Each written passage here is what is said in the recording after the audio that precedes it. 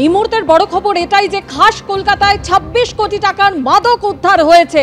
দু জায়গায়, বিজয়গড়ে দু জায়গায় এবং এয়ারপোর্টে তল্লাশি অভিযান চালানো হয়। ২৬ কোটি টাকার মাদক যেমন উদ্ধার হয়েছে, পাশাপাশি টাকাও উদ্ধার হয়েছে, নগদ টাকাও উদ্ধার হয়েছে বলে জানা যাচ্ছে। ব্যাংকক থেকে কলকাতায় এসেছিল মাদক। আরো বিস্তারিত জানতে আমাদের প্রতিনিধি পার্থ প্রতিম ঘোষ আমাদের সঙ্গে রয়েছেন। পার্থ, এই বিপুল পরিমাণ মাদক কারা কিভাবে নিয়ে আসছিলেন এবং কোথায় পাচার করা হচ্ছিল, ঠিক কি জানতে পারছো? দেখো, ডিরেক্টরেট অফ রেভিনিউ ইন্টেলিজেন্স বা ডিআরআই তারা কিন্তু এই মাদক সেটা বাজেয়াপ্ত করেছে এবং যার মূল্য আনুমানিক ২৬ কোটি টাকা এবং কলকাতার মোট ৩টি জায়গা থেকে এই মাদক সেটা কিন্তু বাজেয়াপ্ত হয়েছে।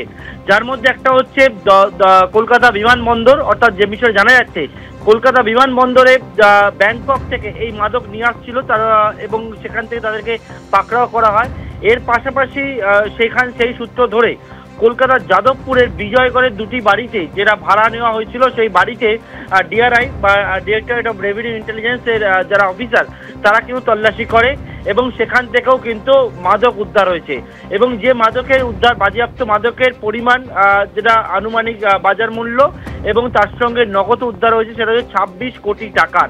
এবং এক্ষেত্রে মোট ১০ জনকে গ্রেপ্তার করা হয়েছে, যার মধ্যে ৩ জন মহিলা রয়েছে এবং এই 10 জনের মধ্যে 3 জন হচ্ছে মাস্টার মাইন্ড রয়েছে। এই ড্রাগ সিন্ডিকেট একেবারে কলকাতা, ব্যাংকক, এই রাজ্য জুড়ে কিন্তু চলছে বলে ডিআরআই এর দাবি এবং এই ২৬ কোটি টাকার মাদক তারা বাজেয়াপ্ত করেছে এবং 10 জনকে গ্রেপ্তার করেছে। পার্থ, তুমি আমাদের সঙ্গে থাকো। যে ছবি আপনারা দেখতে পাচ্ছেন, খাস কলকাতায় ২৬ কোটি টাকার মাদক উদ্ধার, গ্রেপ্তার করা হয়েছে 10 জনকে। বিজয়গড় এবং এয়ারপোর্টে তল্লাশি চালায় ডিআরআই এবং এই তল্লাশিতেই উদ্ধার হয়েছে ২৬ কোটি টাকার মাদক। প্রাথমিকভাবে জানা যাচ্ছে ব্যাংকক থেকে কলকাতা এসেছিল মাদক এবং সঙ্গে নগদ টাকাও উদ্ধার করা হয়েছে। এই ঘটনায় জড়িত অভিযোগে গ্রেপ্তার করা হয়েছে 10 জনকে। অবশেষে মণিপুরে গেলেন প্রধানমন্ত্রী নরেন্দ্র মোদী এবং সেখানে গিয়ে সাধারণ মানুষের সঙ্গে তিনি কথাও বললেন। আর প্রধানমন্ত্রীর সঙ্গে কথা বলতে পেরে সামনে মণিপুরবাসীরা কান্নায় ভেঙে পড়লেন। মণিপুরে যারা হিংসায় ক্ষতিগ্রস্ত হয়েছিলেন তাদের সঙ্গে আজ কথা বলেন প্রধানমন্ত্রী নরেন্দ্র মোদী। তিনি বলেন, নতুন আশার ভোর মণিপুরের দরজায় কড়া নাড়ছে। মণিপুরবাসী শান্তি ও উন্নয়নকে বেছে নিয়েছেন, মন্তব্য করেন প্রধানমন্ত্রী নরেন্দ্র মোদী।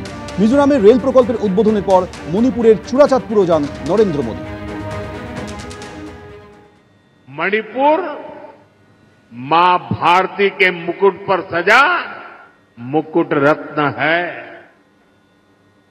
मणिपुर में किसी भी तरह की हिंसा दुर्भाग्यपूर्ण है।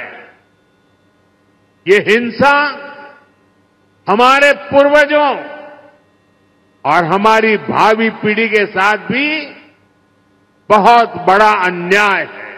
इसलिए हमें मणिपुर को लगातार शांति और विकास के रास्ते पर आगे लेके जाना और मिलकर के जाना है।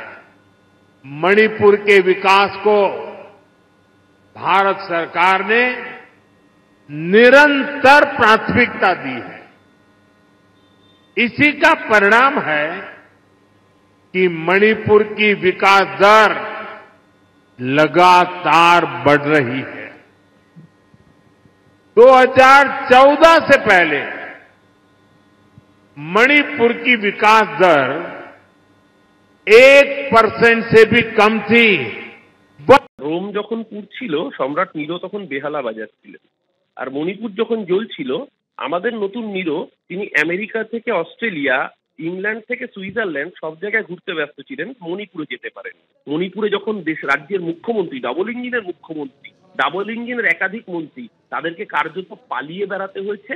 মণিপুর বার্তা দিয়েছে যে নেপাল হওয়ার আগে, বাংলাদেশ হওয়ার আগে গণতন্ত্র রেস্টোর করো, যদি রেস্টোর করতে না পারো তাহলে ঘাড় ধাক্কা খাওয়ার জন্য প্রস্তুত হও।